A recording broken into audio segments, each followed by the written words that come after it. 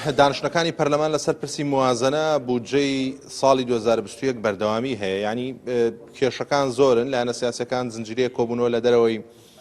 دانشنەکە دەکەن بۆ ئەوەی کێشەکانی خۆیان چارەسەر بکەن، بەڵام لەگەڵ ئەوەشدا هێشتا با بڵێن شەمەندەفەری ڕۆشتنی بودجە بەردەوامە لە ڕۆشتن ینی نەوەستاوە، تا ئێستا بربەستێکی جدی دروست نەبووە لەسەر خوێندنەوەی دووەم، لەبەرەوەی خوێندنەوەی دووەم تا ڕادێک کێشەیەک نابێت. دوای خوێندنەوەی دووەم کە ئەمڕۆ بڕیارە تەواو بکرێ، اینجا لیژنەی دارایی خۆی تەفریغ دەکات، خۆی تایبەت دەکات بۆ ئەوەی کە پرسی بودجە خاڵ بە خاڵی بە دواداچوونی بۆ بکات، بڕگە بە بڕگە تەدقیقی بۆ بکات، وردبینی بۆ بکات، بۆ بە شێوازێک بێ دڵی هەموو لایەنەکان ڕابگرێ بۆ ئەوەی کێشە بۆ بودجەکە دروست نەبێ لە کاتی دەنگدان. تەمان من ئێستا بڕیاردەری لیژنەی داراییم لەگەڵا دکتۆر ئەحمەد سەفار ئەمەوێ کێشەکان لەو وەربگرم، ینی جگە لە بابەتی کورد کۆمەڵی کێشەی دیکە هەن لەناو پرسی موازنە ئەم بڕیاردەری لیژنەی دارایە. تەمان دکتۆر سپاس بۆم دەرفەتە.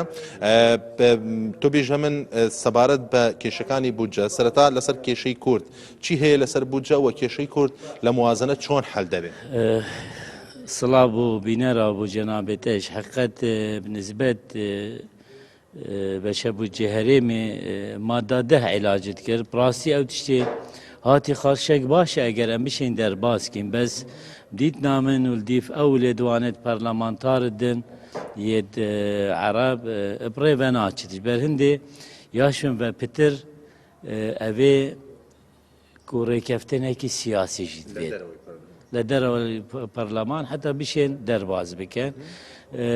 چونکە سەر ئەساسی دستوری و قانونا ئیدارە مالیت بێت بێتەدان، بەس مەسەلە و باوەری نەمایە یعنی پتر کو پابەتبوون چێ بتب ئەوێ ئیتیفاقی ئەوان بێت نەسەکێ چێکن کە عیلاج بکەت ئێدی نەکەونەوێ کێشێ. دکتۆر داواتان کردووە ینی ئەم کێشەیە ینی شاندێکی سیاسی حکومی بێن ئەم کێشەیە بۆ ئێوە چارەسەرکەن بە تایبەتیەوە ئەندامانی لیژنەی دارین بۆی ڕوبەڕووی کێشە نەبنەوە لە کاتی وردبینی سەبارەت بە پشکی کورد؟ بنسبەت بە هەڕوش ڕوبەڕووی تووشە ینی کێشات بینن ناف کۆمبوونێت لیژنا مالیش دەربەی لیژنا مالی ئەمێت واجهێدانی پڕاستی وەفدی حکومی هاتە بێرێ و دەمێکی درێژما کێشەیە چارەسەرکردین، یعنی چی کێشە نابینە حکوومەتە نینە، حکوومەتە هەرێمە حکوومەتە ئیتیحادی مشکلە سیاسیە، مشکلە پەرلەمان ناهێلێت دەرباز بێت. ناف لیژنا مالی پەرلەمانێکی بچووکە هەمی کوتلایە تێدا ئەمێت بینین ئەمێت گەلوانین دەبێت بەر هەندێ من گوت دەبێت ئیتیفاقێک سیاسی. کێشەی کورد ینی بینەری کوردی تەنها وازانێت کێشە موازنە تەنها کێشەی کوردە، هەڵبەتە کێشەی کوردی چێکە لە کێشەکان زنجیرەیە کێشەی دیکە هەیە موازنە، ئەمەوێ بەوردی پێم بڵێ ئەو کێشانەی دیکە چین کە دەکرێت ببنە بەربەست لە بەرامبەر تێپەڕبوونی بودجەی ساڵ. یعنی بودجە ساڵە بودجەی غەریب عەجیبە، چونکو نلديف بوشونة حكمتنا برنامج ومنهاج حكمتي نلديف أو ورقة سبية ورقة البيضاء وبيشكش كرين شنك همي تقريبا أن بيجين مخالفات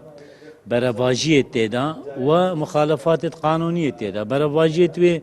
حكمت ناف قيرانه كي دارايدا ادفيد بوجا قيرانه شيكت ابوجا امد بيجين توسعية انفجارية يعني صادوا 64 تريليون كورتينان حفتي و1 تريليون زورة كورتينان نابت يعني ديف قانون إدارة مالي مادة 6 فقرة 4 دبيت زيادتر 3 صدي نابت 3 أبا 22 صدي بترى GDP ناتج محلي إجمالي وتقريبا 4 صديش إنفاق الإجمالي أبا تشكينا معقولة إيك دو حكومات برنامج خود بيجد مدبت هاري كاريا چینت فقیر و هجار و کارمند دابت خودان دهات نابنجی بس برواج درکت کو اوی سعر صرف گهوری هلاوسانک چه بید بازاری دا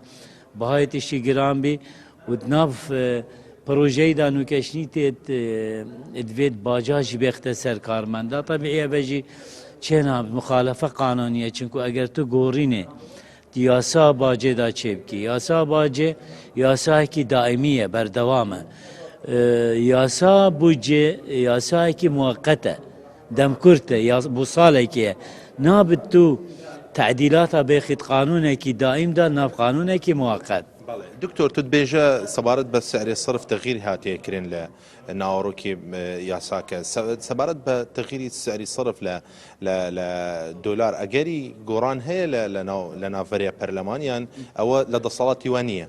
أكيد صلاة مانينا سعر صرف يعني بنك مركزي مؤسسة كي سر بخوة أو تني مسؤولش كو إشراف سر نظام نقدي بكيت كتلا نقدي سعر صرف همي شو لوي حتى أبقورنا شبي كو وزارة مالية تدخل كريتي دا أبا